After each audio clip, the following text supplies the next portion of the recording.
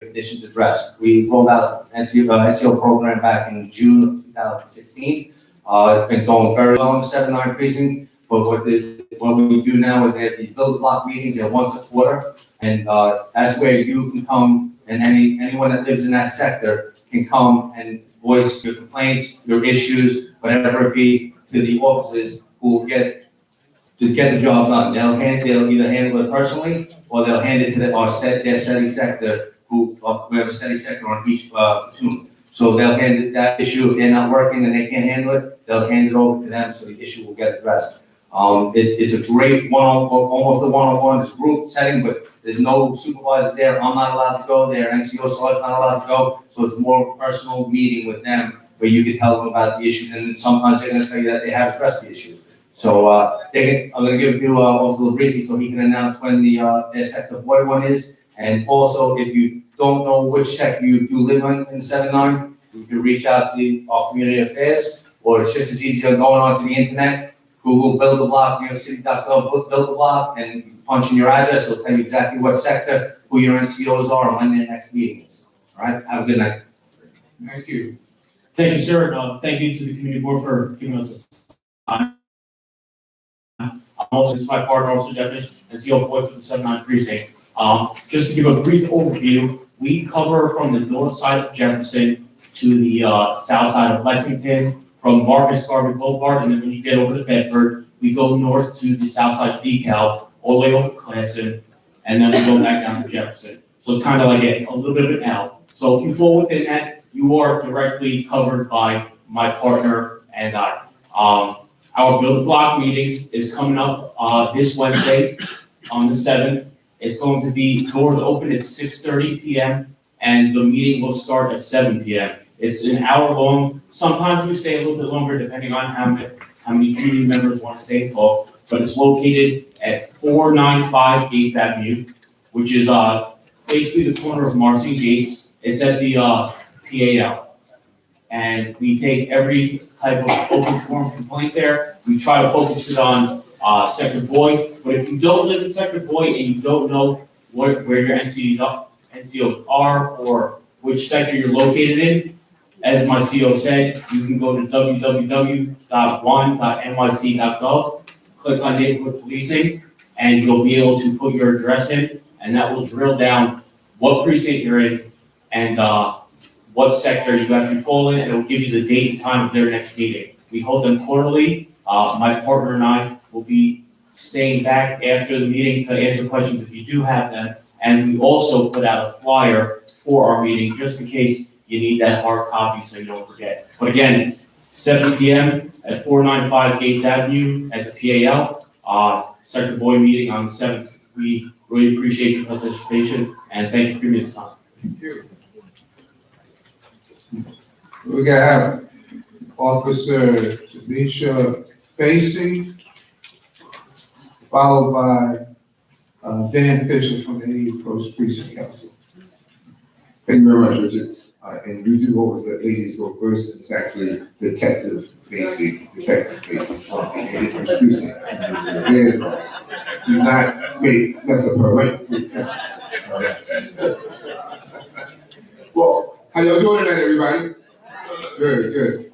As you probably know by now, I am Dan Fisher, the president of the 81st Precinct Community Council, and I'm here along with Facey from the 81. She's our new community affairs officer, but she's not new to the neighborhood. She's been a long-standing officer at one of the NCOs and a decorated officer at the 81. Our comrades at the 7-9 talk about the NCO program, which she was going to talk about, so we're going to just skip over that. However, Detective Facey, if they want to call and get information about the NCO program at the 81, they should call the Community Affairs Office, 718-574-0433. That's 718-574-0433. Detective Facey, you'll be around towards the later part of the meeting. We want to tell you all about our meeting next week. We have our regular monthly meeting Tuesday, November 13th at 7 p.m. at 1958 Fulton Street, which is the multi-service center. I see more of you coming every month, so that is encouraging. I want to see all of you at some point at our meeting. We do talk about a lot of information in the neighborhood. We have a safety slant. Our deputy inspector, Winston Faison, is always at the meeting and he reports directly on crime levels and just everything in general that's happening in the 8-1. You'll get a report from the executive board. We'll also let you know what we're doing. One of the things we're doing coming up is our annual Thanksgiving Day dinner for seniors on Tuesday. Baptist Church, thank you, which is located on the corner of Lewis Avenue and Madison Street. So we look forward to all our seniors coming out to get a big meal and some entertainment. We do a lot of this on donation days, so we have donation sheets in the back, and we appreciate any and all donations from you all. Cook meals, monetary, it all counts. Stacy back there from the Assembly Member Tremaine Wright's office just always seems to leave us out when we talk about the turkey trot. This year we partnered, the 81st Precinct Community Council partnered with Assembly Member Tremaine Turkey Trot on Thanksgiving morning. And we're going to be right here starting at Marcy Plaza. We're going to meet at 8 a.m. The turkey trot starts at 9 a.m. As Stacy mentioned, there's sign-up sheets in the back, and we also have sign-up sheets at our meeting. But we want to, it's about a health initiative for the neighborhood. We want to make sure that on a day when we traditionally eat a lot of food and pick out, we want to start off in a healthy way. So come out, be a part of it. You don't have to run. So run, walk, crawl, whatever you can do for the 3 months, because I'll be crawling. So just support me if you see me. And as I finish up, we have our Christmas in Bed-Stuy concert will be Saturday, December 15th from 6 p.m. to 9 p.m. And this year's free. It's a free will offering, and that's going to be in Christ Fellowship Baptist Church, 11 Sumter Street. There are flyers in the back on that as well. We look forward to seeing you at our meeting next week. Happy Thanksgiving, and we'll see you soon. Thank you. You said the face I want to talk? He said it all. So say hello. Hi, everyone. My name is Detective Faithy. I've been in the 8-1 precinct for 12 years, and I'm newly assigned to the Community Affairs Office, but not new to Bed-Stuy. I've been in the precinct, as I said, for 12 years. I used to do NCO, which is the Neighborhood Coordination Officer, and I've been doing that for 3 years. So if you guys need to get in contact with me, you guys can reach me in the 81st Precinct at 718-574-0433, and that's the Community Affairs Office. Thank you. Thank you, Detective Tracy. We got to move the agenda, and next will be our report from the district manager, Mr. Henry Butler. Thank you, Mr. Black. So, the district manager's report is outside. I'm going to go through this real quick. I do have a special guest speaker, so I'll give a couple of minutes of my time too. The Department of Buildings, they still do not have a process in place pertaining to the notification bill. The bill that was written by Assemblywoman Wright and State Senator Governor Montgomery.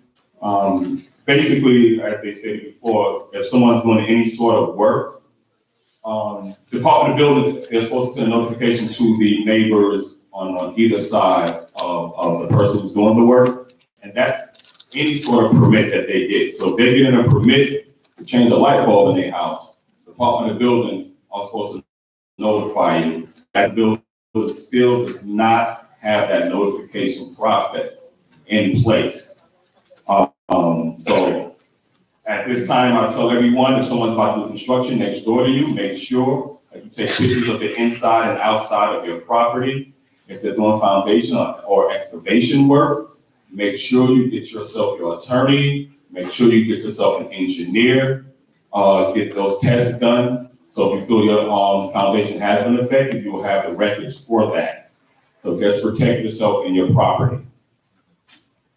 Department of Transportation has a new ponding law. Water must be sitting for 7 days before it's considered a ponding condition. Yeah, 7 days. Don't ask me why. It's usually evaporated before then.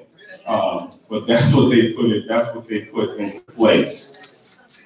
Pertaining to the NYPD, for those who did pass a law that officers must show identification if asked by the public. So you do have the right to ask an officer for the identification if you are stopped by them. Post office. Unfortunately, the price of stamp is going up, ladies and gentlemen. The price of stamp is going up. And also it is hiring season for the post office. Department of Finance, the 8th has exemptions for spouses of veterans. If you qualify for disabled veterans exemption, the city cannot place a lien on your property. Let me repeat that. If you qualify for disabled veterans exemptions, the city cannot place a lien on your property. There is a flyer within the package about the dates that the Department of Finance are having informational sessions about for veterans, your spouse for veteran, about seeing what exemptions you qualify for. Also, Connex, and they have a program that will give you $200 towards your heating bill if you qualify. If you flip over, Mr. Flato did mention about the meeting we had with the Fulton Park Plaza management. And on the back, I just have some bullet point information about it. That, for example, Schindler Management, who was the management company, they were let go in March 2017. There are a total of 287 units at the Fulton Park Plaza. When Bushburg Management took over, there were a total of 840 HPD violations. They claim they have it down to 28 HPD violations now. Also, what happened, one of the issues with half the tenants had lost their Section 8 vouchers. We were having, as Mr. Flacco said, a sanitation issue, so we did put them in contact with the BK Pre-Sanitation Garage Superintendent to deal with that. And we also had to deal with the fact that for some reason, they're in charge of the commercial stores and making sure that they're following disposal laws properly. So we brought that to their attention also. So as Flacco said, lately, things have been better. If you see any issues over there, please don't hesitate to call our office. Now I want to real quick just call down Ms. Cheryl Topman. Are you here? Ms. Topman is going to speak about this fantastic program that she's been doing for 9 years now. A fundraiser. It's also about helping kids in the arts, and yours truly is participating, but I'll let her talk about it real quick for 2 minutes. Thank you, Henry. My name is Cheryl Todman. I'm the executive producer of an event called the Stars of New York Dance. How many of you know and have watched Dance with Stars? Show of hands, how many of y'all like to dance? Well, the Stars of New York Dance is our version of Dancing with the Stars. It's local, and we get local leaders, our stars, to partner with dance companies around the city. And for several weeks out of the year, between usually September and November, they rehearse on their own time. They volunteer their time after work, on the weekends, and they learn a routine. The goal is to present the fiercest dance routine against 7 other or up to 8 other couples. The winner wins $5,000 for their dance partner's dance company to provide free dance and arts education for kids in our community. It's an exceptional event. I'm glad to be a part of it. I see in the audience one of our winners, Miss Betty Staten, from our 4th annual event. Yes, 2013 is the 4th annual event, and each year it's just a blessing. I'm so grateful to Henry for all the time he's put into rehearsing, and for all of the stars. He is competing against Debbie Smith. You may know her from Fashion Queens, from Bravo, and Page 6 TV. He's competing against Lenny Green from WBLS. How many of y'all Lenny Green? Yes. And there are 5 other competitors. Reggie Nance from AARP, he's always out in the community, he's dancing. And I invite you to come. It's Friday, November 16th at the Cumble Theater. We have tickets available. These postcards be outside, and it's available to you. You can purchase tickets online. Just come out. And AARP has a special discount going for tickets. Come out. It is loads of fun, and you will really, really enjoy it. And you will be supported at the same time. So we look forward to seeing you there. Okay, and I'm representing the Kumbay Dance School, which is located right here in Restoration Plaza. And as far as the other people who are competing, they're competing against me. Anybody on my social media, did y'all see Mr. Butler's full split and get back up? All right, now. Thank you. Ain't like I'm back up.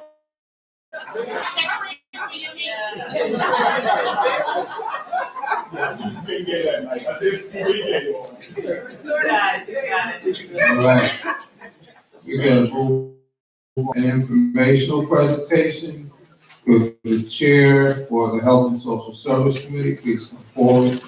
Edna Johnson, she's gonna introduce the informational presentation.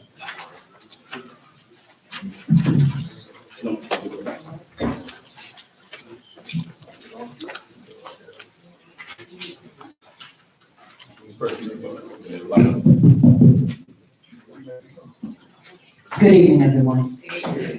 I would like to introduce to you Dr. Torian Easterling, who is the Deputy Director of New York Health Department. Dr. Easterling is coming to talk to us about the high rate of childbirth complications. Dr. Torian Easterling.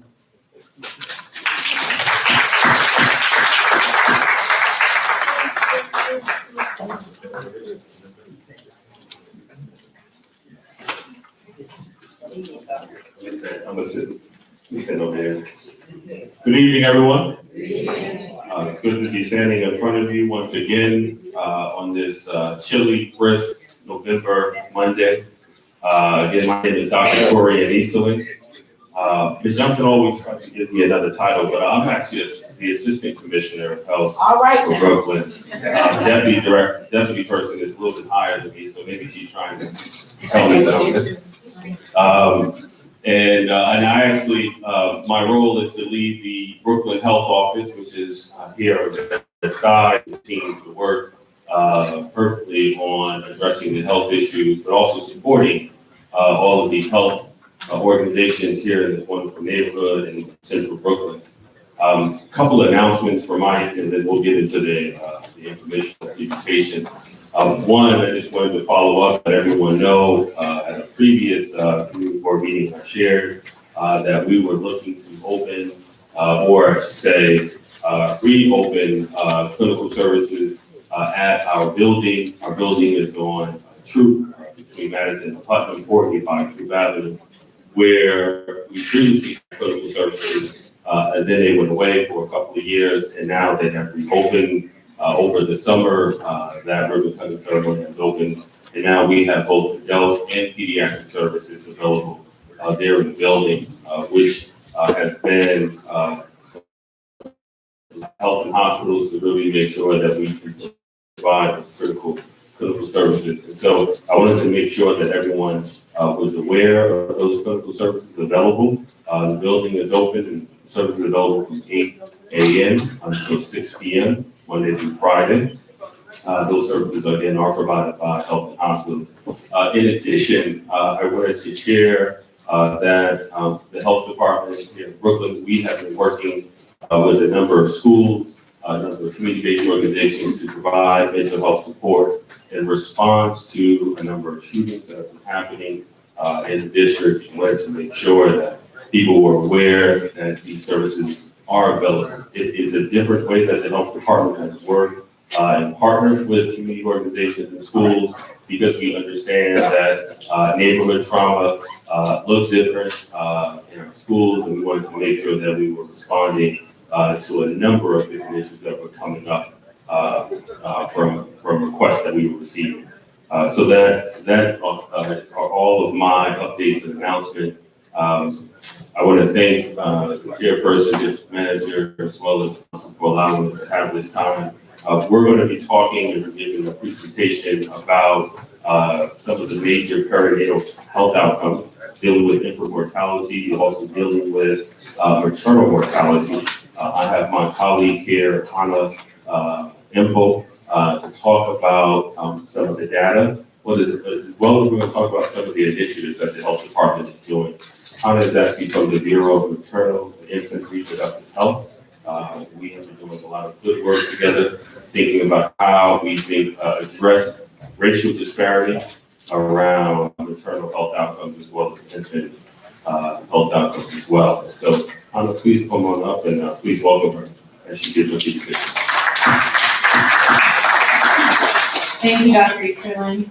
And thank you to Ms. Johnson for arranging this presentation. As Dr. Easterling stated, I'm Hannah Empel. I work at the NYC Health Department as a data engagement specialist. And our goal is really to share information with community members about a problem that we're calling severe maternal morbidity. That's a medical term that basically refers to the life-threatening complications that unfortunately too many women in New York City are facing when they go to deliver their child. So what we're talking about tonight is the fact that actually every year 30 New York City women die in childbirth, and another 3,000 women are nearly dying or having a life-threatening emergency during their childbirth experience.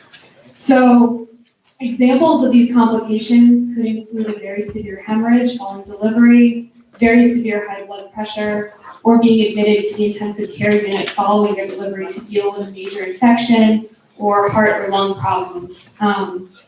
And as many of you are probably familiar from the extensive press coverage, these profound inequalities are affecting Black and Latino women in New York at a far disproportionate rate. So currently, between the years 2011 to 2015, which is the most recent data we have available, Black women in New York City were actually 8 times more likely to die from pregnancy-related causes than white women.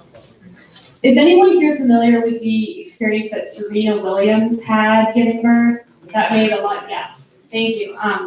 So that experience made the news, obviously. She spoke at length about her time with Vogue magazine, and what really stood out to us at the health department was the fact that while she had experienced a pulmonary embolism in the past and therefore recognized the symptoms, when she brought that up to her care team, she wasn't listened to immediately. The care team did not act as quickly as they should have, and she could have really died from that event. So that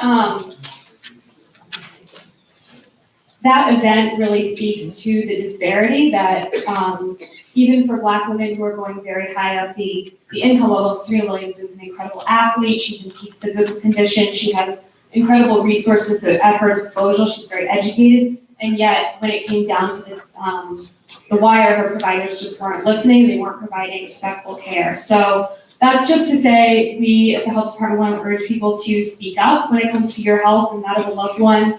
We want to acknowledge that people are speaking up, but are sometimes not listened to by their providers. And we know that some communities are experiencing that with greater rates than others. As you probably know, women living in the Bronx and Brooklyn are disproportionately affected by pregnancy complications than the other boroughs. In the Bronx, for example, 1 out of every 33 women, when they're having a baby, will have one of these life-threatening events. In Brooklyn overall, that number is about 1 in every 40 women, and unfortunately for women living in Bed-Stuy, it's approximately 1 out of every 26 women.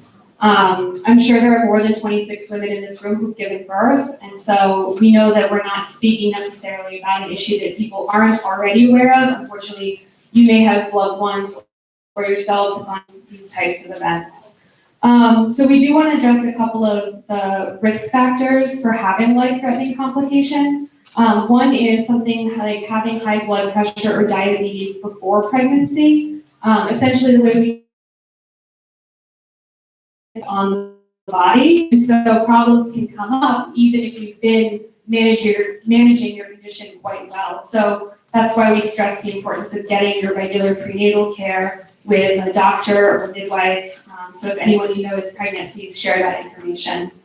And again, wanting to emphasize the need for respectful care. It's not just going to your provider, but finding someone who actively listens to you. We are actually in the process of starting a group. It's already begun, and I have flyers which I'll leave outside for the Birth Justice Defenders. This is what the flyer looks like, and you can also find me after the event.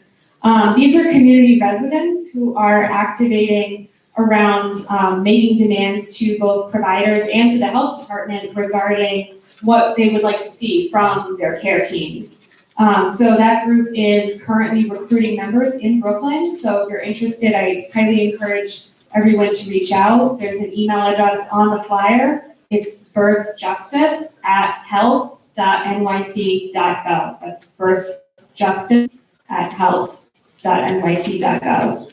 And then there's a few other things before I wrap up that I just want to address. The city is doing a number of things to address the problem. For example, the city is actually investing millions of dollars in what's called a maternity hospital quality improvement network. And after the full scale up is reached, it will be in 23 hospitals across the city. And each one will get support to collect better information on these emergencies as they're happening so they can be better addressed and prevented, which is really the ultimate goal, is to reduce the number of events and eliminate the racial gap in the number of events. And then finally, the great work that Dr. Easterling and his colleagues are doing at the Family Wellness Suites, which are part of the Neighborhood Health Action Centers. They offer a range of programs and services that are free of charge to residents. They include classes like yoga, breastfeeding support for new moms, different types of exercise that are appropriate for anyone kind of getting into exercise or returning to it. So, please do take advantage of these resources. They're here for everyone to use. So just to conclude, the health department really welcomes your input on this issue. We are, invested in addressing it, and I'll be here, as I mentioned, with these flyers. We also have a very data-heavy report if anyone's wanting to learn more about these disparities in the different neighborhoods, and I can provide those to anyone or provide you a link as well. So thank you again for your time. Thank you to Ms. Johnson, and everyone get home safe tonight. Thanks, Dr. Russo. In closing, I just want to make sure that you understand, some of the things that we're doing around this initiative. As Hannah has laid out, that we're seeing a lot of the disparities, particularly in neighborhoods and communities of color and low-income communities. That we understand that is not a biological or sociological in origin. We understand that a lot of that is driven by structural racism. And all of the initiatives that Hannah has just talked about, part of that work is looking at how we address institutional level racism, right? Let me say it again. All of the initiatives that we're talking about is looking at how we address institutional level racism. That's a part of the work, right?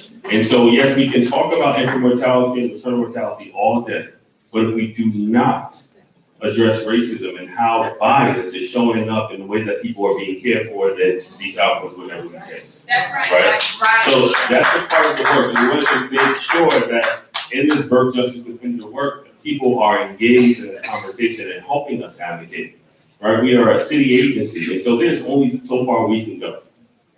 And that's why your voice is important in amplifying the messages about the experiences that we know that people are living with today. All right? So thank you again for this time, and I turn it over. Thank you, Dr. Thank you. So, just a couple of things. We were just joined by Senator Montgomery.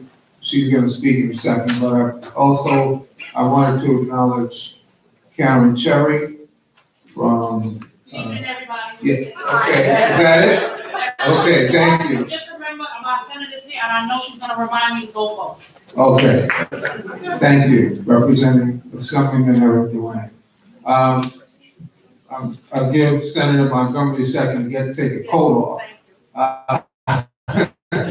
This announcement that we overlooked, the 79th Precinct Council is having are they doing a turkey giveaway?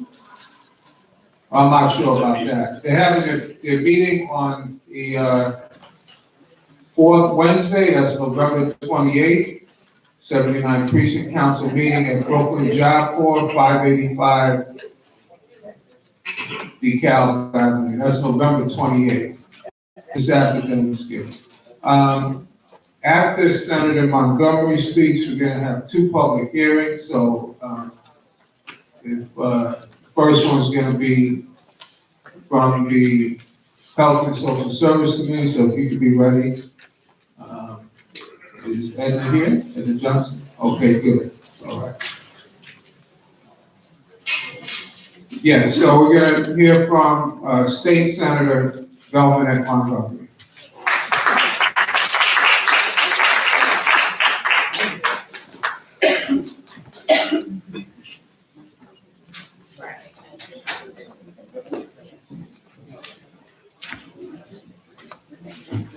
Good evening. Good evening. Thank you so much. I will be as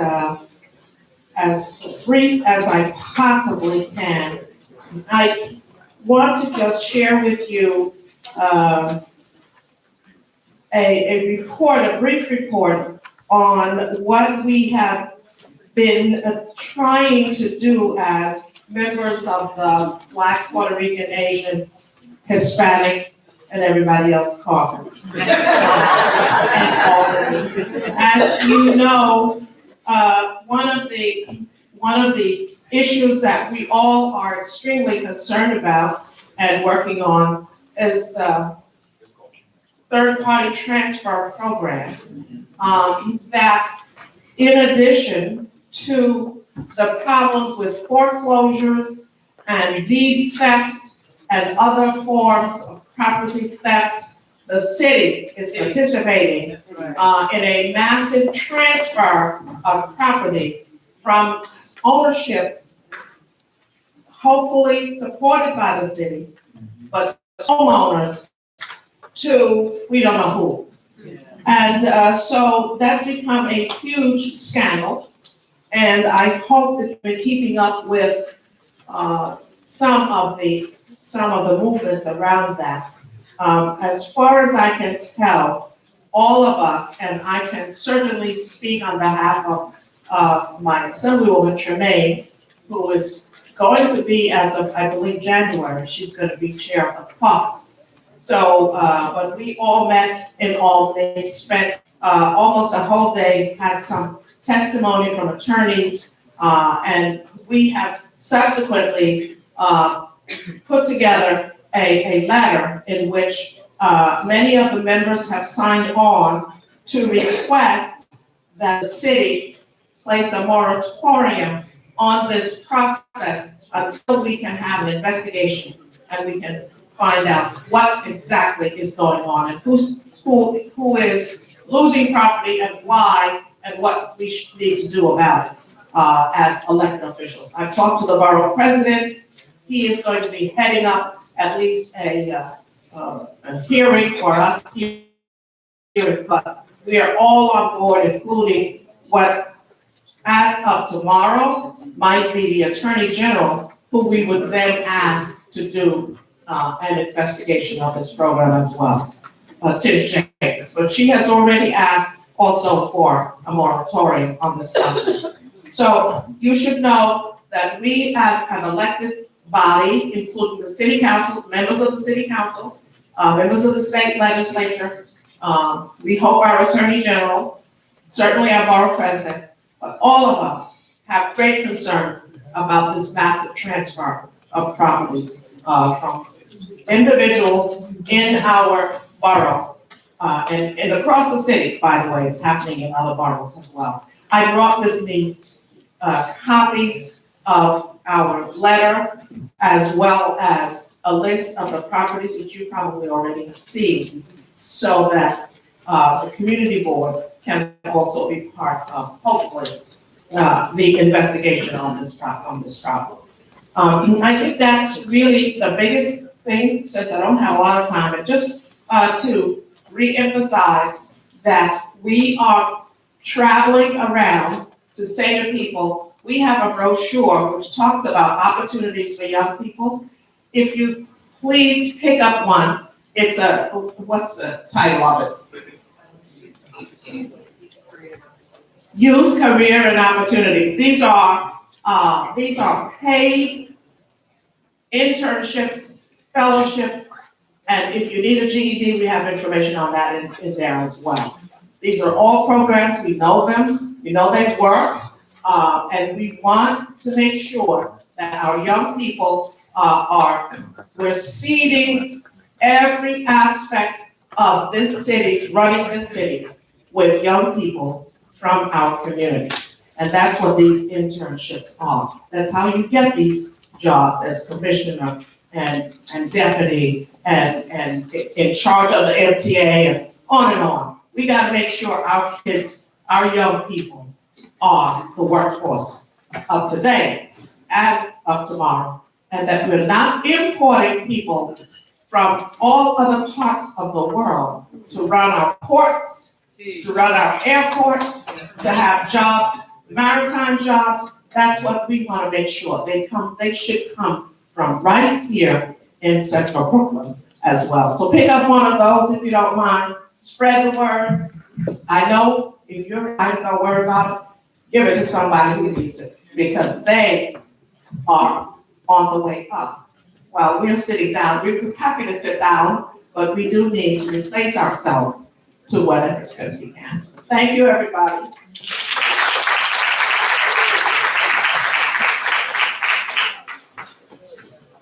Before we move on to the public hearing, just want everyone to know, it's been announced several times, tomorrow is election day. On the ballot, there are going to be, most people that say? Not really. But you have not really. I just want to ask people now. I just want to ask you, you know, we passed our school-based health clinic checkoff. This is a tax checkoff. So everybody can now make a contribution to school-based health clinics. And we have one right there at Boys and Girls High, beautiful one. Please check off, send a little money to the young people in our state, to their school-based health clinics. And yes, there are 3 questions on the ballot. I'm not advertising any of them, if you get the point, but please, please come out, make sure we're voting tomorrow. And we hope, and we anticipate we will be in the majority in the state senate. And wherever you sit, wherever you go, will be on my list, if you know what I mean. For any resources that I have access to, those are the places that will be on my list. So thank you very much for everyone coming out tomorrow. Thank you, Senator. So yes, the 3 questions, one pertains to campaign finance, one pertains to the city trying to create a liaison, civic engagement liaison person, and the other one pertains to community boards, about placing term limits on community board members. As a board, the city agents, we're not allowed to give our opinion on it. Just let everyone know to remind that there are those 3 ballot initiatives that you must vote on. The only thing I would say on the community board one, community board question, that community board term limits already exist. Your term is for 2 years, and then it's up to the elected officials to reappoint you or not. So term limits already exist when it comes to community boards. As far as creating a liaison person, civic engagement liaison person, that person will actually be coming from the mayor's office, not someone necessarily from this community. So we're not giving our opinion on it. I'm just stating the facts of those 2 questions on it. And also, tomorrow you have to tear off the ballot and place 2 into the machine. They should show you when you go to vote tomorrow, make sure you speak to anyone there, one of the workers, because you have to actually rip the ballot apart and then put in the 2 slips for your vote to register. So remember that, okay? So front, then flip it over the back, and then tear. So, but like I said, speak to the work. That's what they're there for, to show that they fully don't understand. Just speak to the workers. But please make sure you vote on those 3 questions on the back. Thank you. Thank you. So we're gonna move on to the public hearing portion of our agenda. We have 2 public hearings. The first one will be introduced by the chair of the Health and Social Service Committee, Ms. Edna Johnson.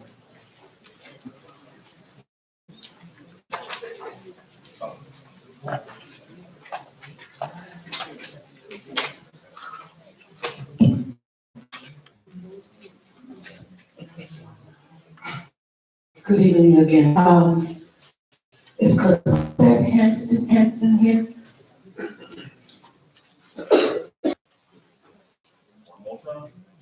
Cosette Hampton? Well, that takes care of that. Okay, so we will not be having a vote.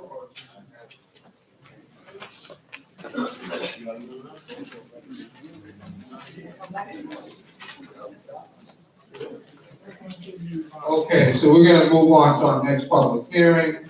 This is coming from the Economic Development Committee and will be introduced by the Chair of the Economic Development Committee, Mr. Taiwan.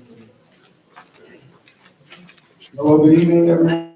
Good evening. So tonight we have, one public hearing, just one. That is a request by the Corners Bar, and their request is not for a liquor license, it is to change their hours.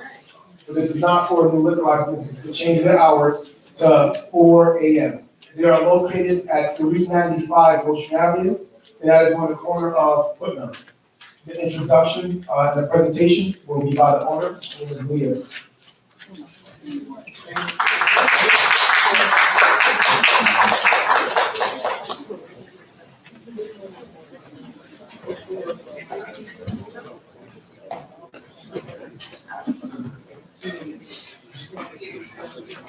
Thank you, folks. I want to start out by thanking Taiwan and the EDC because we had a brief meeting and this is the extension of that. And for all of you for showing up and letting us take a few minutes of your time, I really appreciate it, especially on a night like this evening. My name is Leah. I am one of the owners of the Corners. This is Ricky, our head bartender. We are currently operating from 4 p.m. till 2 a.m. and we don't get a lot of complaints, but the one that we get a lot from our clientele is that weekends, they would like the opportunity to have a few more hours operationally. This is most often because a lot of people do like birthday parties, engagement parties, something like that. But as a small business owner, I want to be very transparent in saying that if we were to get support for a 4 a.m. license, that would not be the case that we're open until 4 a.m. every day. I already don't sleep enough, and that's not the kind of situation I want to find myself in. Additionally, it doesn't mean that we have to stay open until 4. It would mostly be in an effort to accommodate folks because a lot of folks in the neighborhood tend to go out and start their celebrations later in the evening. So essentially what we're talking about, if you take a vote and do accept it, is about 4 extra hours per week of operating, and that's it. We did just thankfully, after 2 years, open our kitchen as well, so we're able to offer food at this point. Small plug, in case anyone's hungry. And I got support, and if they want to speak, I will offer them the mic as well. Hey guys, how are you doing? My name is Rick Dalgons, from St. Martin. I came here like now 10 years ago and have family in Brooklyn and Brooklyn around the Tab area. But I've been working, I've been working in the bar industry for over 87 years now. And I came from St. Martin as a talent to go in Brooklyn. And when I came here, I worked with 5 different bar owners in the Bed-Stuy alone. And now I'm at the Corners right now, and I'm a lot of people know who I am. I'm actually at their bartender and my mixology and whatever that you guys would like. Working for the Corners for the past 1 year and a half after my previous job, which was Bedford, was that these guys are open to that you will be free with what you're. My person is so I like to make drinks, you know, and ever since then it's been a smooth sailing for them. It's one of the best companies I ever worked for in my life, and I can't say how grateful I am for these guys to hire me and have this continue so much and have the neighborhood embrace them as well as we be there as well. I also want to put forward that it was funny how the guys met because they were like the customers first, and they grew and I became to be their family ever since. So I just wanted to continue as it is, And I love working for them. I don't think there's anything else I would like not to work rather to do. But I thank you guys for the support, and if anyone has anything want to say something.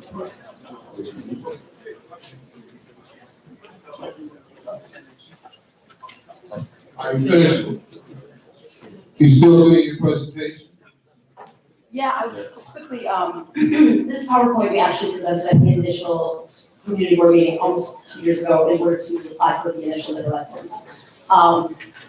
Most of it hasn't changed. It's basically demographics and a sort of business plan going through, what we kind of projected to be able to offer the community. But one big significant change now is that we do have a kitchen finally. Some of these demographics are,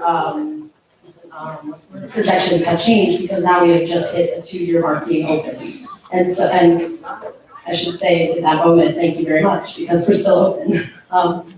So initially we had just sort of done a lot of research on the specifics to the neighborhood, transportation, population, all kinds of things. And so our vision and our mission, as it continues to be, is to offer a space that is safe, welcoming, affordable, and consistent with hospitality at the forefront. I think Ricky is a shining example of that. When I haven't had enough sleep, I try my darndest to be as good as him. But I have to say, in a personal note, outside of any projections or any other sort of considerations, that the magical situation I get to find myself in at work every single day is watching people create a community with their neighbors. Some folks I've seen meet their neighbor in the bar who didn't know one another and now are friends. And it just is so humbling every day because, like, I'm working, but this is where people get to relax. And, and that's why I really want to reiterate that I understand a reticence about a 4 AM license. I really do, because nightlife is nightlife. But we're not in any way trying to change the tenor of the bar. We're not trying to be a club. It is really just a place where the neighborhood can come and celebrate together. And I think that's about all I've got. I would take questions, or if some of the folks who came want to say anything. Okay, so we got, I think there are 2 mics. There's gonna be 2 mics, so we're going hearing part, and when you start, if you can please give your name. Okay, Janelle's board member, I have a couple of questions. Did you bring a photo of the facade of your establishment? And 2, where is Bedford Corners? I'm confused. So Bedford Corners was, prior to Bedside becoming Bedside, there was 5 distinct neighborhoods. And we were on the border of what historically was called Bedford Corners, which is why we called it the Corners. So you're trying to rename that section? Oh, no, just the name of the bar. It was actually in a sort of tribute to the history of the way that the neighborhood came together. I don't want to rename anything except name the bar. Okay, we have somebody in the back. Wait, she didn't answer my question about the facade of the. The facade is on there. As it goes through, I can wait and print it out. That's the interior that's the design. Is it before it or after? Before or after? I think it's after.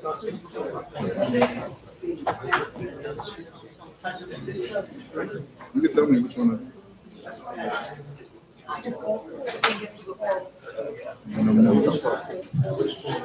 It's on the Arnold Street. It's actually between Putnam and Madison. There are 2 bodegas on the corner of Putnam. So it's no street between Putnam and Madison. That's the red building adjacent to the deli with the gate down. That's the facade, and there should be one that is open.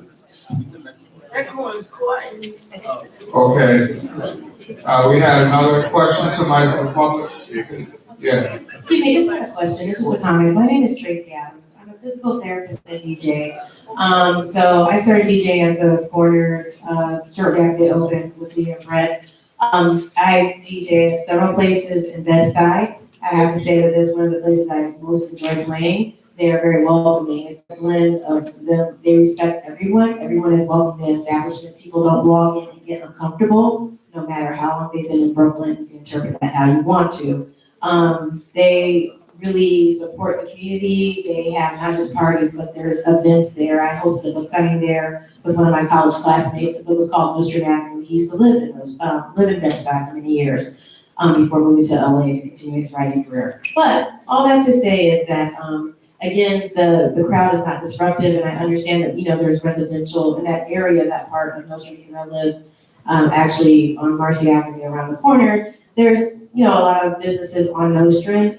Noise usually isn't a problem. It's not one of the places I play where they get noise complaints on a regular basis. And really, as a DJ, one of the things that causes people to act out is when you're cutting off the good time before it's like wrapped up. And again, it's not a rowdy bar. The patrons are very cool, very gracious, and very respectful. And again, it's just a really nice establishment. So I just wanted to give my 2 cents. Thank you for your feedback. Yes. Somebody to remind me? Yeah, my name is Morgan. I've lived in Bedside for 4 years now. I actually used to work at Common Ground with Tremaine Wright for about a year, and just loved coming into the community, and that was such a great, that was the neighborhood spot, in Bedside and Tompkins Avenue, where everybody around could come in, and everybody got to meet everybody, no matter where they came from. And when Tremaine stepped down to run for the for state assembly seat, I kind of felt like, at least for me, there was a gap in the neighborhood. I don't know if other people felt that as well. But the Corners to me have been very much a place like that since they opened. So I always joke that in the 3 years that I lived, so Tremaine spot Common Grounds did a really good job on the Tompkins side. And so I got to meet all of the people everywhere over on Tompkins, Madison, over towards Marcus Garvey and further that way. But on my side, Putnam and towards Nostrand, there weren't as many people that went to Common Ground. And so in the 3 years that I lived in our apartment during the time I was working at Common Grounds, I met less people than in the 1 year going to the Corners on my block. So it's been very much a community place where I've gotten to know my neighbors much better and have gotten to form deep, intimate friendships by just going in and seeing the people that live a few houses down from me. So I just wanted to give that little plug. It's very much been a spot that we have gotten to know our neighbors and actually gotten to integrate the apartment community. So. Okay, thank you. Next, your name? Dr. Deborah Lang. My question has to do with the picture that I'm looking at with regard to location.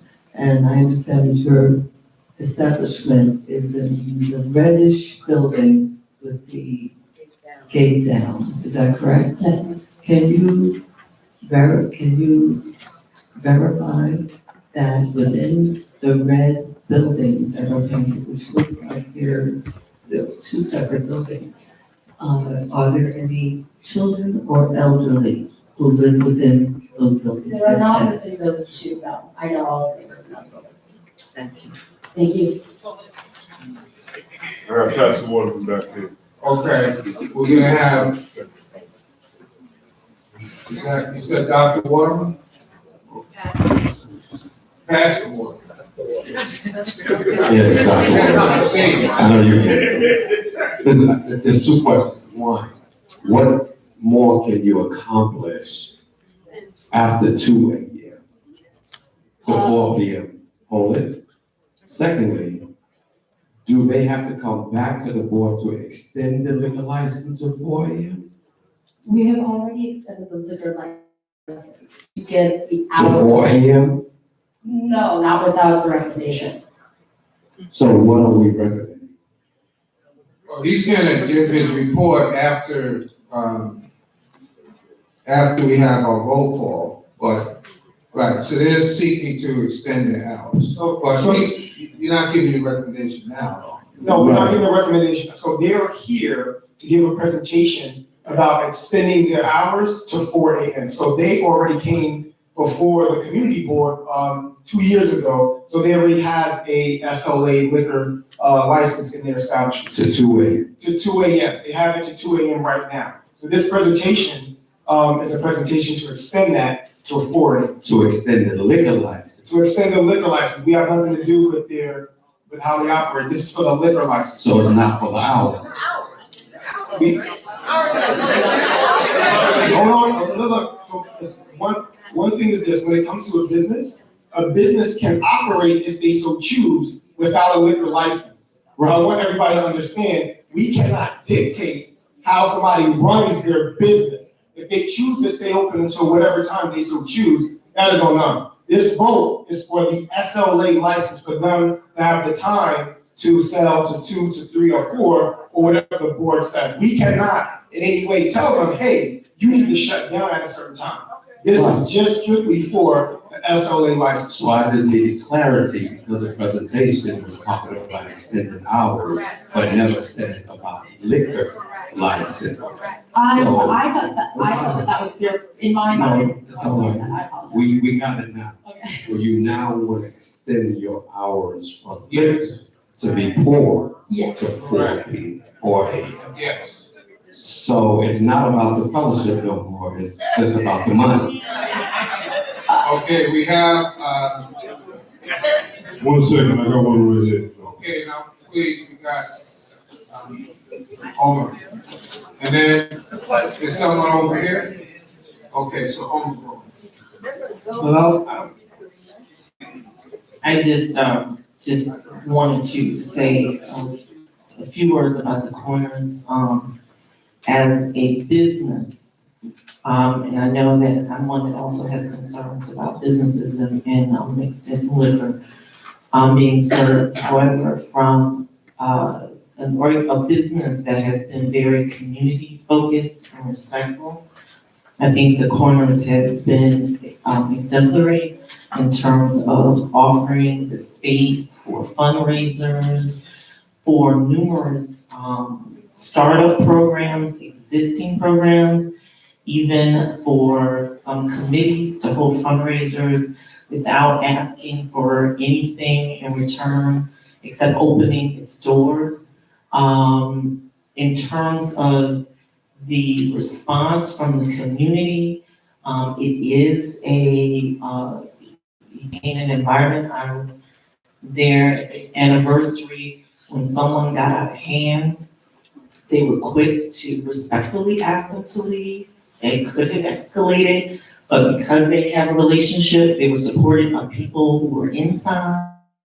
So I think there was, it was very thoughtful that they did not want to come here asking for a 4 a.m. for every night.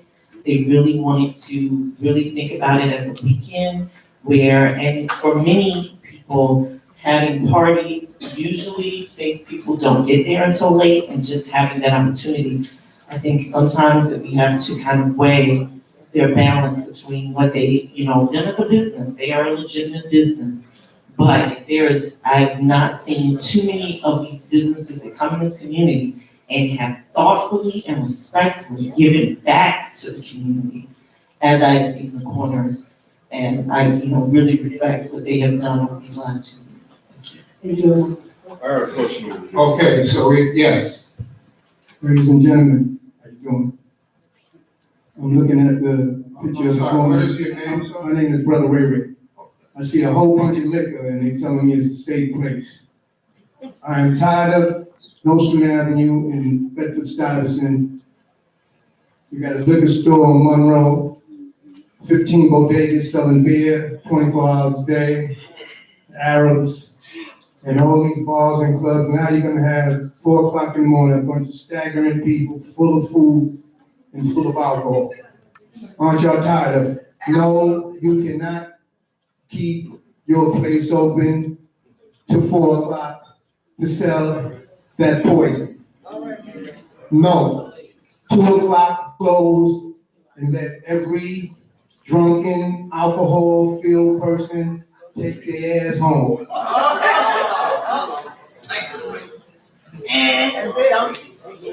One second. Any other comments from public? No, we're ready. Wait, I think is there somebody? Okay. Hello, my name is Vivian Guevara. I'm a Bedside community member of 26 years.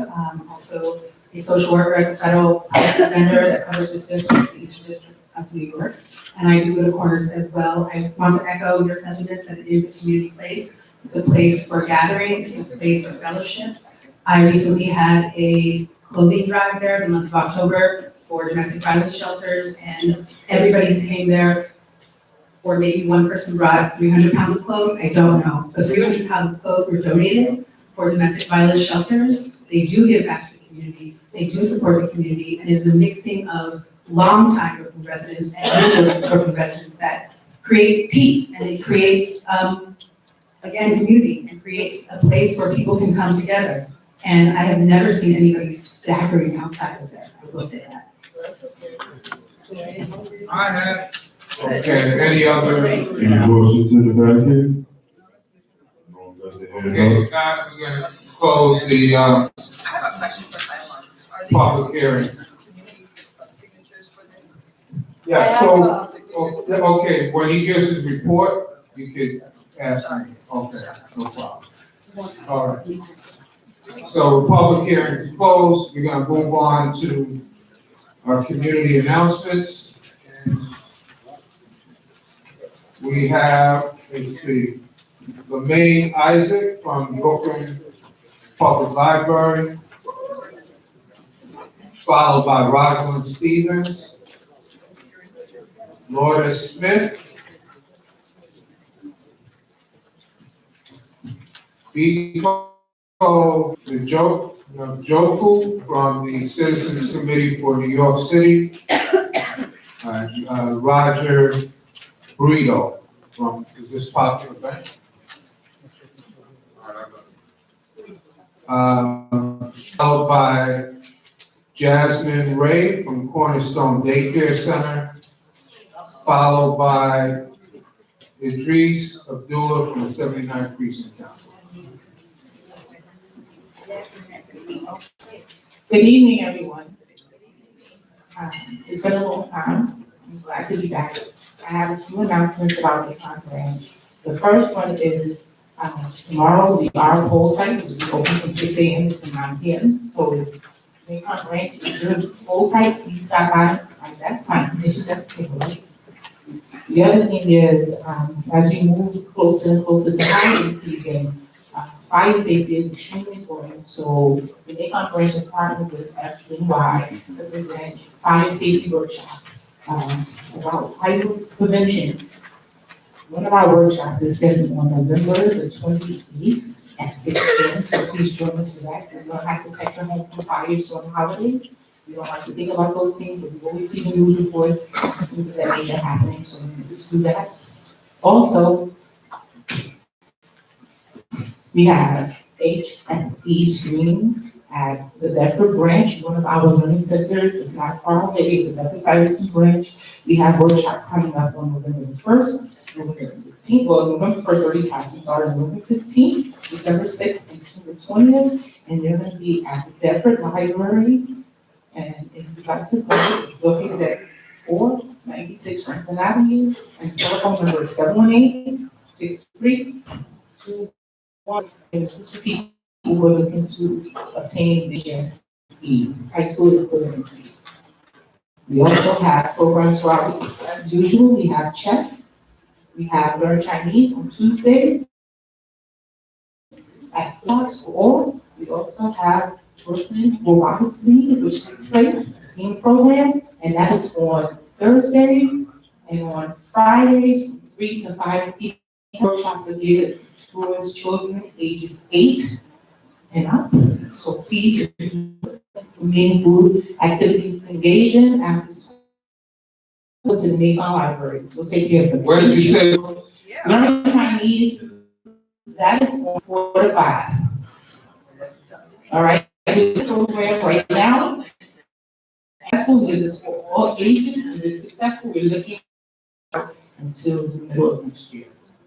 Okay, thank you. You're welcome. Have a good evening. All right. And if you could please keep your announcements to 2 minutes.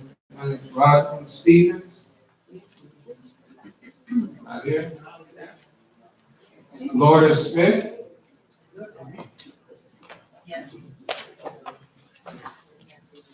Laura Smith. Nicole Njoku. Followed by Roger Guido. My name is Deacon Njoku, and I'm with Citizens Committee for New York City, which is a nonprofit organization that provides grants to grassroots volunteers. And by grassroots volunteers, I mean, block associations and, yeah, this goes on. But, going for those, type of groups, we have grants that go to like 1,000 or 3,000. And one of the grants we have running right now is the block grant that is up to 1,000, which aims to beautify neighborhoods. And we have Green Team grant that goes up to also 1,000 and aims to give schools a green team. The Lovely Block grant, the deadline is November 7th, and that's it. And if you have any information, please call Sean or visit our site at citizennyc.org. And Sean's line phone number is 212-822-9563. Once again, it's 212-862. Does the group have to be a 501c3 to get a grant? Yes, sir, yes, sir. Okay. So block associations would be eligible. A block association would not be eligible. Unless they have a 501c3. Oh, I'm just an intern, so I'm thinking that's I'm going to put you on the spot, bro. I really appreciate it. You did a good job.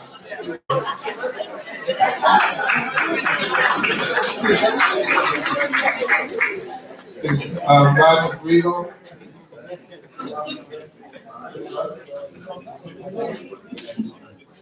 Jasmine Ray?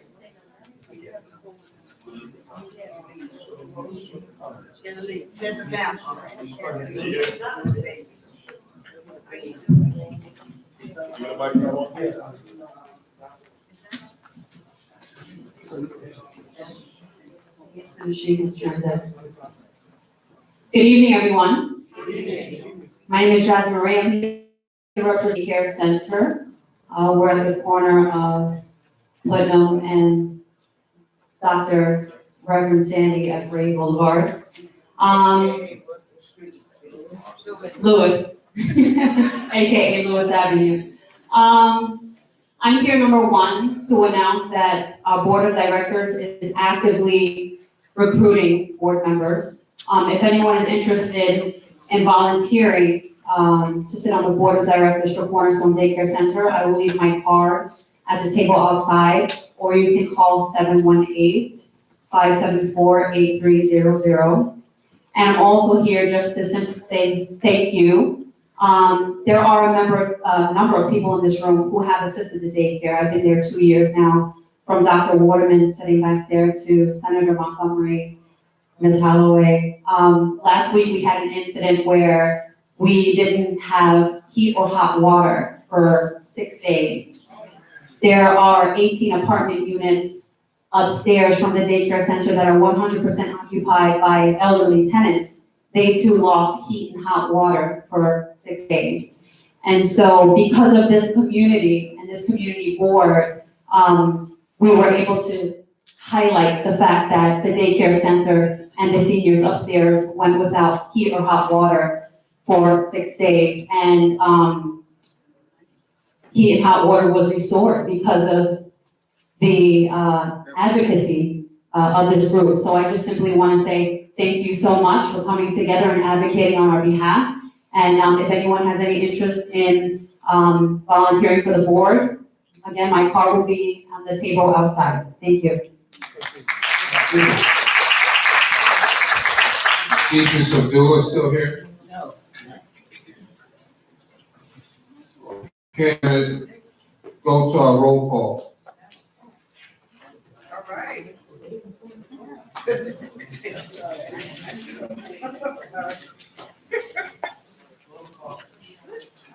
him the mic.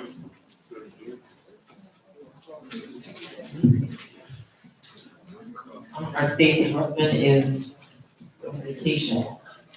Roll call today. So excuse me if I mess up names, I'm apologizing ahead of time. Okay, Babatunde Akwe. Felicia Alexander. Present. Armand Anthony. Present. Monique Antoine. Talking to the mic, please.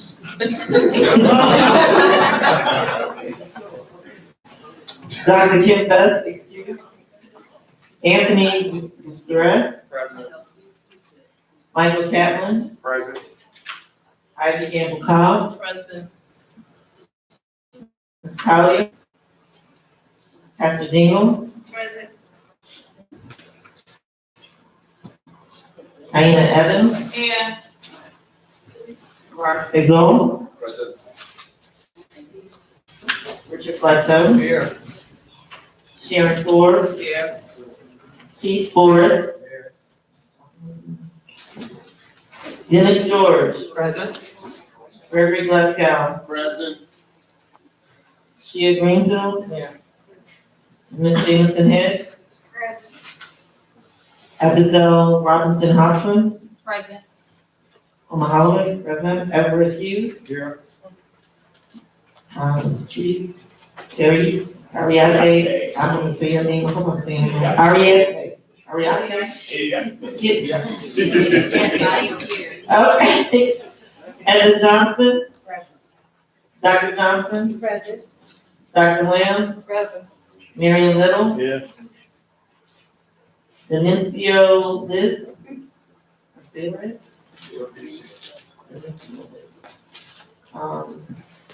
Mr. Long. Present. Debbie Matthews. Present. Kenneth Mahoon. Present. Ellen Miller. Here. Ms. Murray. Melissa Potter Norman, excuse. Kate, Quabu, Payton, Present. Santina Payton, Present. Simone Pratt, I'm here. Ms. Hughes. Karen Raw, Present. Carolyn Reichberg, Present. Stacy Ruffin, excuse. Shakira Shahidi, Suzette Shepherd, Present. Neela Swift, Jamela, Present. Chichi Chinyelo, Present. Omar Walker, Present. Reverend Waterman, Reverend Dr. Waterman, Here. Shaniqua Lowe, Douglas Williams, Here. TJ Wilson. Okay.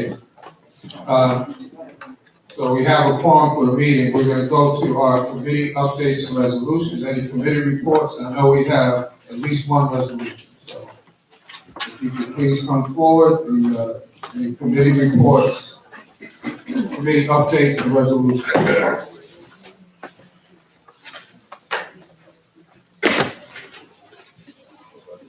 Good evening, my name is Doug Williams, I am the chair of the Veterans Committee. We meet every fourth Wednesday.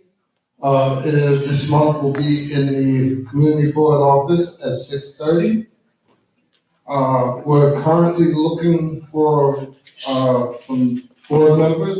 You do not have to be a veteran to sit on the, Veterans Committee. I want people to know that. So if you come out and, help our veterans who helped us when they served. Also, on, November 13th, we will be honoring 13 veterans in Brooklyn Gardens Nursing Home.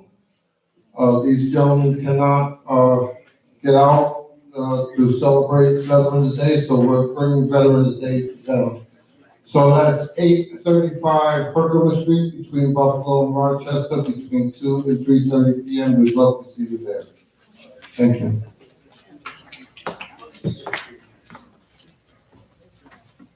Good evening, everyone.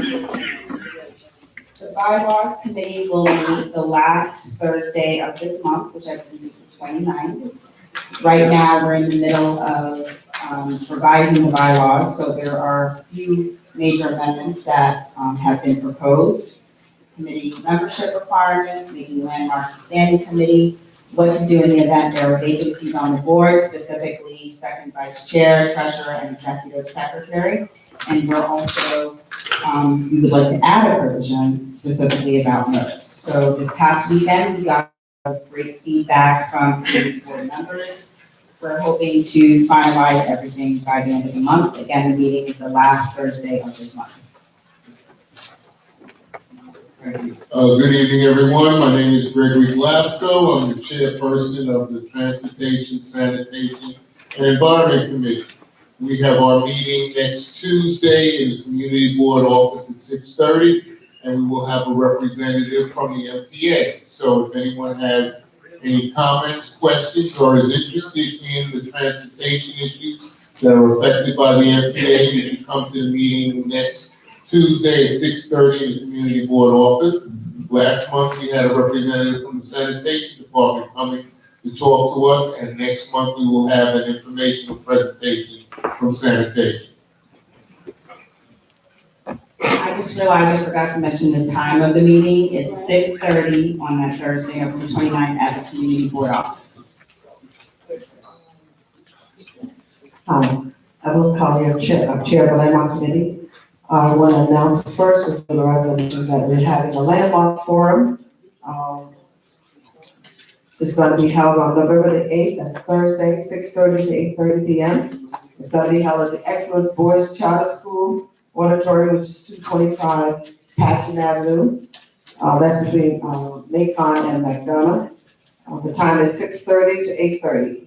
We will have the Historic District Council there, Brownstones, Bedford, Stuyvesant, Bridge Street Development Corporation.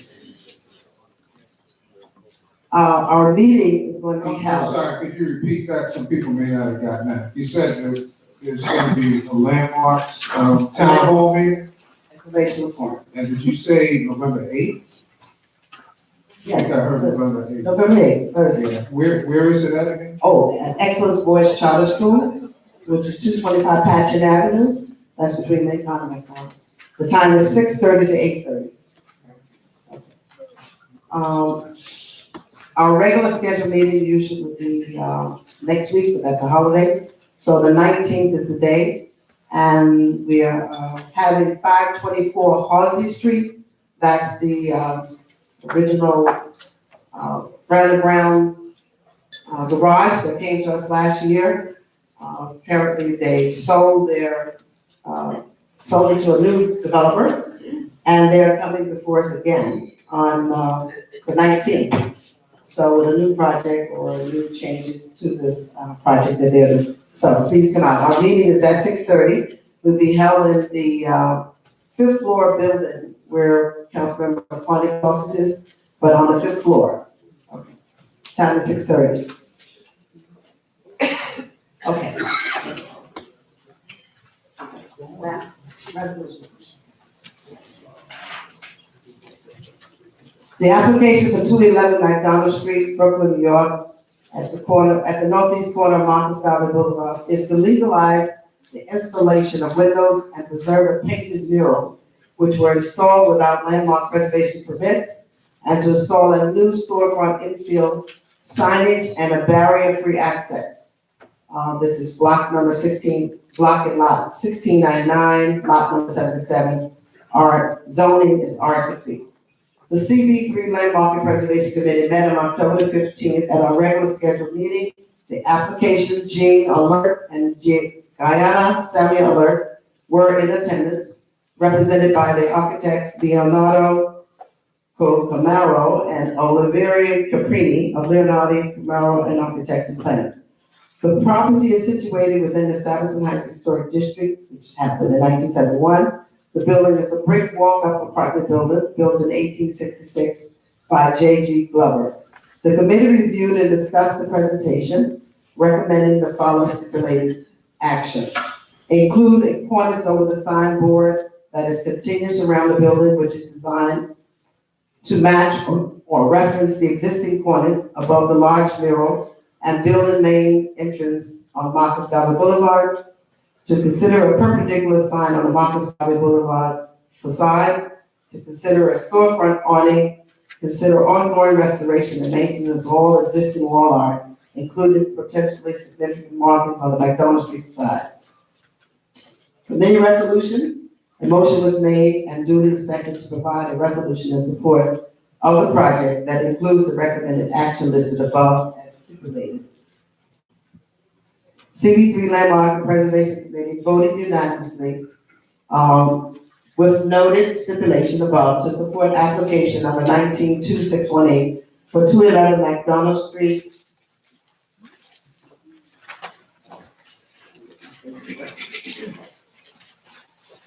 The CB3 Landmark and Preservation Committee, the action for CB3 Landmark and Preservation Committee is asking CB3 full board to support the resolution for application number 192618. That is to legalize the installation of windows and a painted mural without an LPC permit, to install a new storefront infield, to install signage and a barrier-free access ramp. We thank you for this opportunity to participate in this project. Okay, so you heard the recommendation from Evelyn Collier, the chair of the Landmarks Committee, regarding what's the address? 211 McDonald Street. Is there a motion on? Moved by Doug Moyer, is there a second? Second. Okay, any discussion on the motion? Okay, if not, we're gonna have the vote. Before that, we do have a quorum, 42 present, 8 absent. Okay, for the vote for or against the resolution, provide letter support for 11 McDonald Street. And Marcus Garvey vote. Marcus Garvey Boulevard.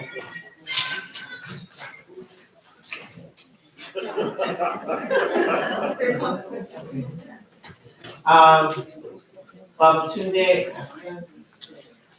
Felicia Alexander. Yes.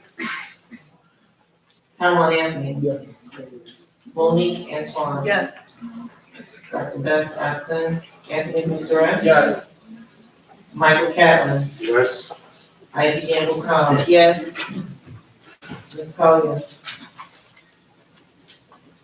Ms. Collier? Yes. Ms. Collier. I say Pastor yes. Dingle. Yes. Deanna Evans. Aina. Mark Basil. Yes. Richard Bledsoe. Yes. Sharon Ford. Yes. Keith Forrest. Yes. Dennis George. Yes. Gregory Glasgow. Yes. Shia Winkle. Yes. Jameson Head. Yes. Abigail Robinson Thompson. No. Paul Holloway, yes. Everett Hughes. Yes.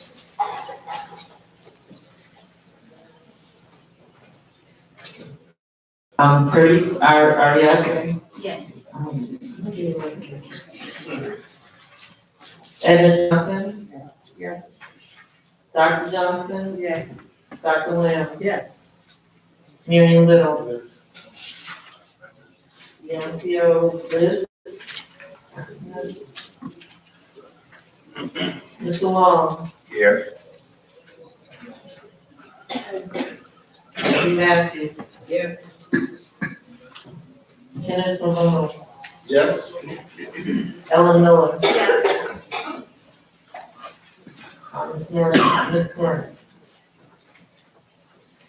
Alvika.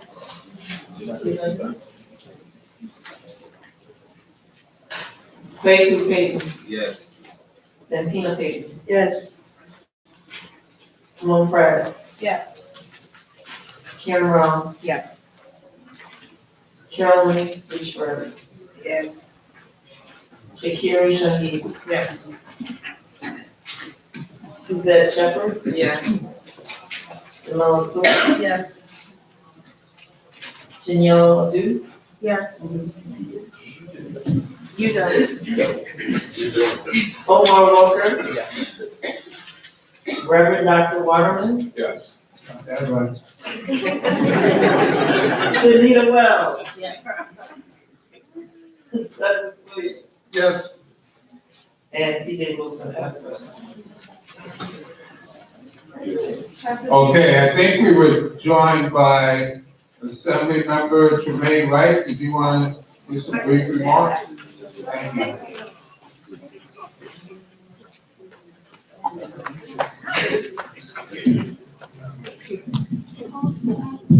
Good evening, everyone. Thank you very much for the opportunity.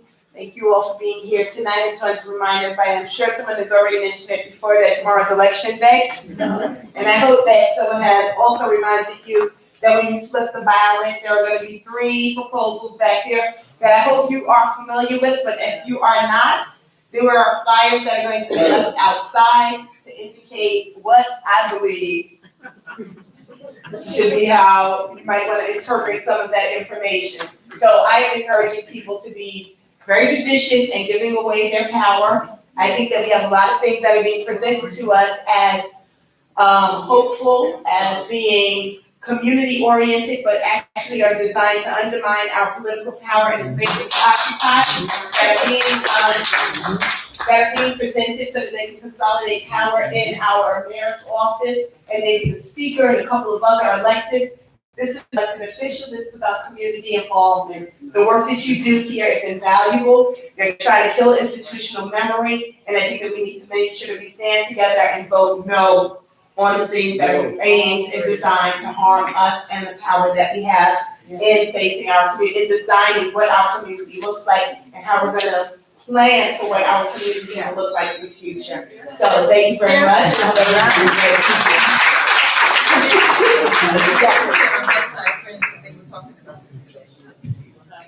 I'm gonna ask all of you who like to sit in the group that exists on Facebook to share your opinion with it. Because unfortunately, you're the second person that's mentioned it to me. There are lots of people who like to live in a virtual reality space who absolutely have no idea how we operate in reality, and they have no perspective.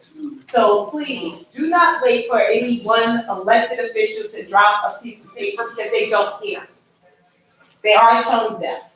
Go into those spaces, start making some noise, start beating the drum, and make sure that you can make some noise there. And it's not just one elected making a drop in the sea, because we really do need all of you to participate in the conversation and to make sure that you share it with them. If you have not received a text from me with information about tomorrow's election, please make sure that I have your email, your telephone number, and please pick up one of these and let me know if you need to get it in an electronic form so that you can send it out to 5, 10, 20 of your friends as well. I will do that. Thank you. Thank you, Assembly Member.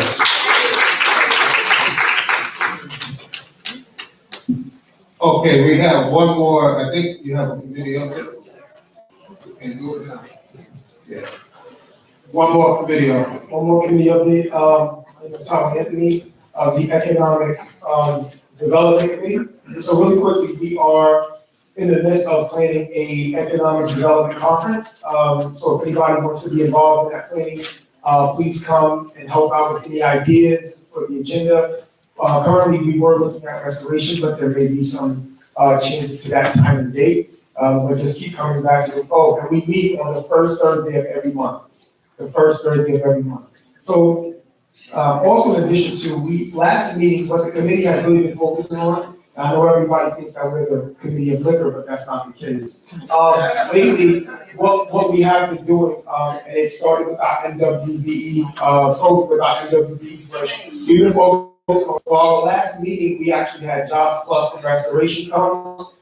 We had DJ Handel from Restoration, from their business center come. And then we also had another gentleman named Andrew Lastly come, and he's with the Equal Opportunity for Black and Brown folks in construction.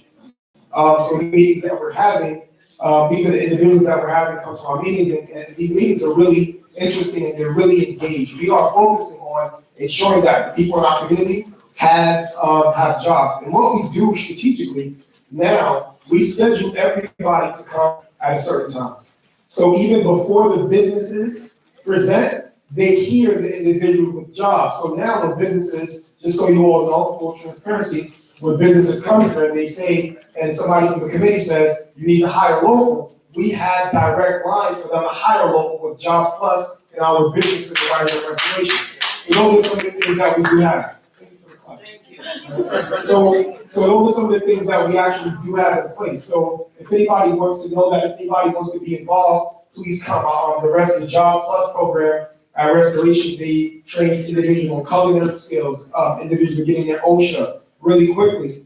That right now, OSHA 10, at the end, the OSHA 10 will be obsolete. They will need the OSHA 30 to step foot on a construction site. They're going to need that. That OSHA card can range anywhere from $300 to $450. But there are programs that can give individuals in our community that OSHA card, and that's very important. So we talk about developers coming in and developing properties. Now, individuals with those OSHA cards, they can access. So those are some of the things that we're getting into in our committee. It's really engaging, it's really interesting. On average, we're getting 15 or 20 folks here, which is really good. So again, we meet on the first Thursday of every month at 6:30. So if anybody wants to be in that, please make sure you come. Thank you. Thank you.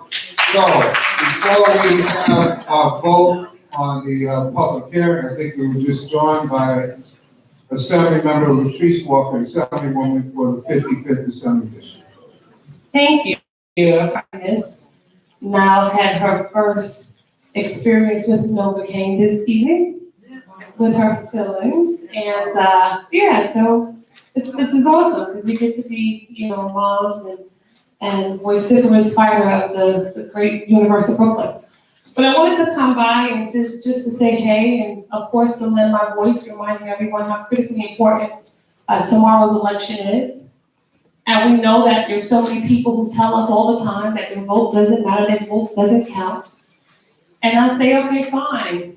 But I heard this wonderful acronym on Saturday that I felt like had to be said throughout our universe. And that is VOTE, victory over the enemy. All right. So when you have people who don't feel like their vote matters, I ask them, well, do you like the victory? And if your answer is yes, then tell them don't go vote, but do go get the victory. So on November 6th, to, of course, do what? Tomorrow, flip your ballot. But in addition, we have to do one more step. Tear it down the middle and make sure that we are putting each one of the ballots into the scanner separately. Of course, we know that there are so many different tactics that people engage in order to make it nearly impossible for us to vote. And we recognize that our voting rights may have taken 200 years to achieve, but it'll take an eternity to protect. So may the force be with you as you go out and you engage in your day. Don't forget to call 5 and 5. Somebody told me about that. Call 5 people in 5 different states, 5 different battleground locations. We do have, I believe it's 2 seats in New York State, which are battleground congressional seats. If you know folk upstate and in the Syracuse area, if you know some folk in the Rockland County area, and of course we have a seat out in Long Island for Peter King's district. And of course, we also take an opportunity to take back the New York State Senate and put the power into the true number of power where we have it in the Democratic Party. I recognize this is a nonpartisan situation, but we want to encourage people all across the state to really be engaged in the franchise. So God bless you and thank you so much. Thank you. Thank you very much. On the resolution for LPC application 19-20 2016 for 211 McDonald Street. The vote was 41 for, 1 against, 8 people absent, so the motion carries. We're gonna move on to action on the public hearing and to give the report regarding the Corners Bar is the Chair of the Economic Development Committee, Mr. Taiwan Anthony. Really quickly, before the recommendation, I forgot one update. So you all may know or may have heard of, and actually we had someone at our last meeting come and talk about this. I think a couple weeks ago at the Pfizer building, there were a lot of chefs there, I think it was Pilot Works. They kind of had this community kitchen and they were shut down, right? And that put a lot of small businesses in the culinary field out of business, especially for our holidays, as we come to Thanksgiving, which is some of the biggest, the biggest time frame that they use to make money. So we had an individual come and speak about exactly what happened there at that Pfizer building and the actual shutdown. And just on a side note, a lot of businesses here, I'm not going to take too long to get to the recommendation, but a lot of businesses are actually shutting down here in our community. There are a couple of businesses that did shut down. One thing that actually got to me, even though it's not in our district, is in your district. I actually went there the other day in Brownsville, one of my favorite places. 3 Black Cats was shut down. Right, so I just want everybody to know that, we need to support our local businesses and we need to do it in a really big and concise way, all right? Because our local businesses are shutting down. 3 Black Cats, I love it. I was heartbroken actually to see that it was not there anymore, but going on to the recommendation.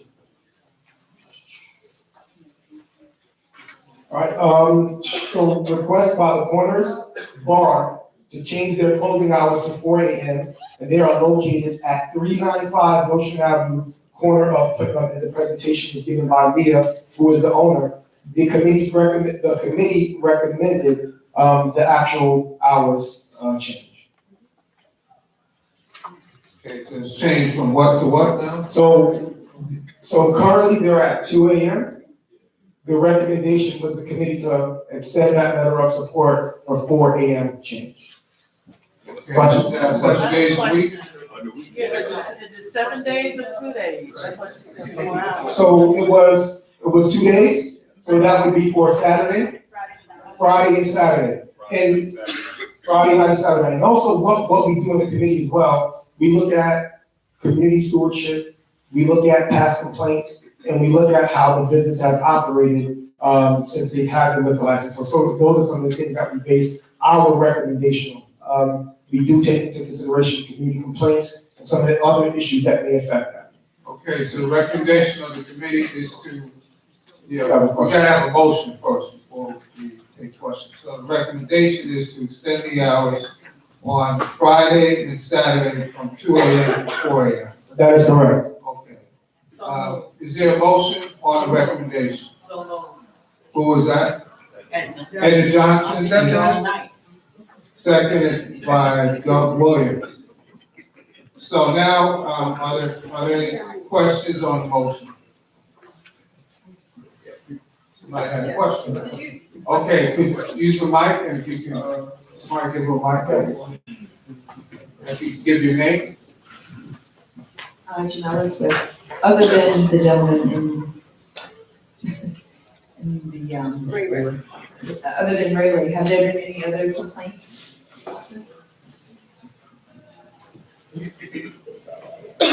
No, there have not been any other complaints, and also what we do, so even though they have been required, they do have signatures, so they do have letters of support from individuals that are actually in the adjacent building and in the building that they're currently in as well, so we did come with full letters of support as well. Also too, just so everyone knows that whenever there's a change, so for example, it'll be for Friday and Saturday, that is stipulated on the liquor license. That is actually stipulated on that, so just so everyone knows that.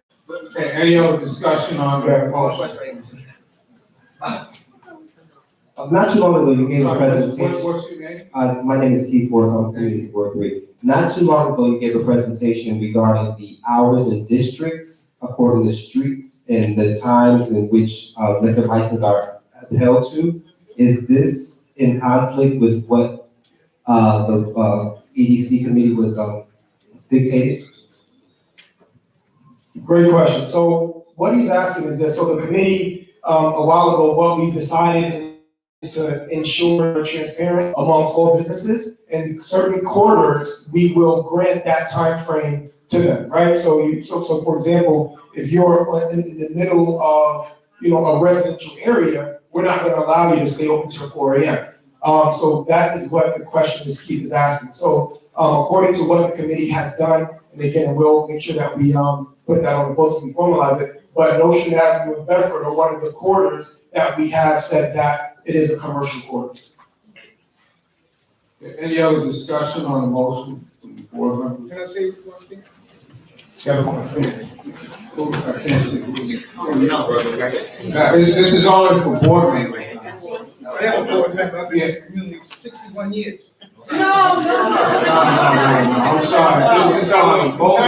Not complaining about. You gave your comment already. Oh, but we have one question over here from, Not complaining about the youth going into the liquor stores. Okay, are there any other? we have one question. From the board member. One question. Don't tell me what to do, I've been here too long. Good evening. How y'all doing? My name is Marion Little, Chair of Parks, Arts, and Culture. I just wanted to ask, did they speak to the residents in 397? Because I know for a fact that in 397 on the first floor, there is a senior that lives there. He's been in that building over 30 years.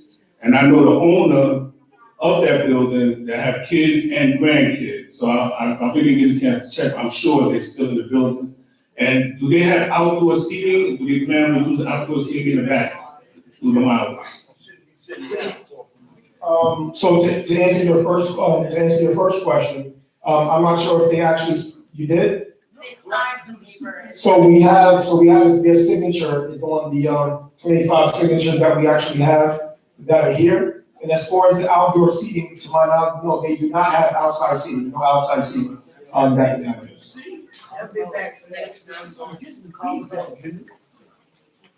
Okay, any other discussion on the motion?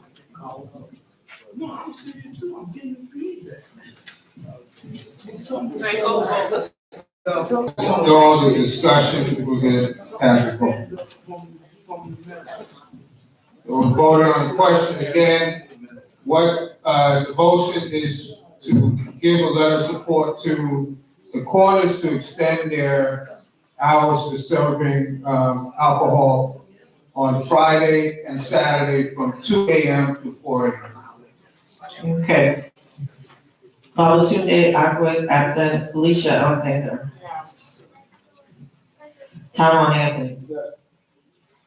Monique Antoine. Yes. Dr. Kim Best, absent. Anthony Boosterette. Michael Catlin. Yes. Ivy Gamble Cobb. Yes. Ms. Collier. Pastor Dingle. Yes. She said yes. Pastor Dingle. Taina. Evan.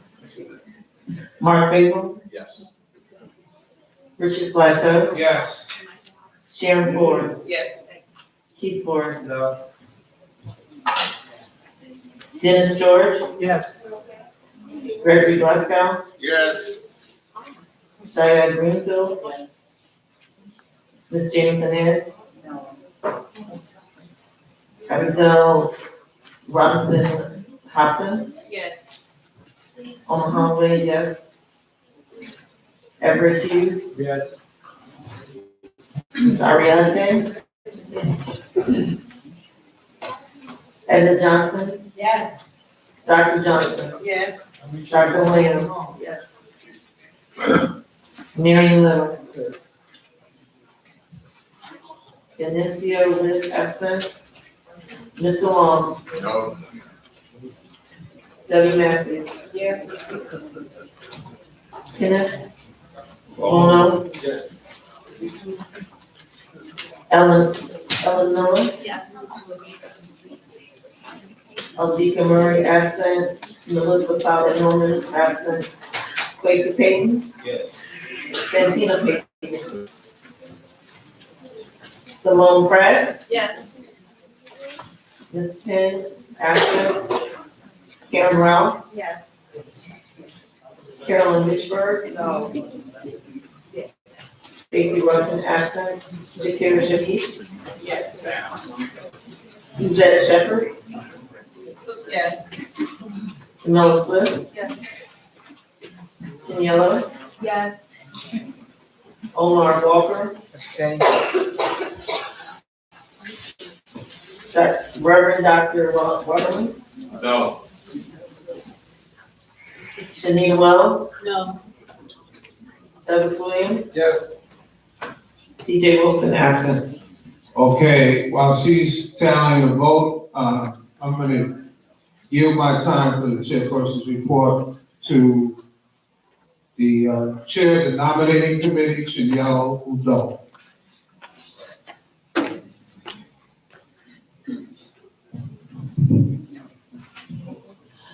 Good evening, everyone.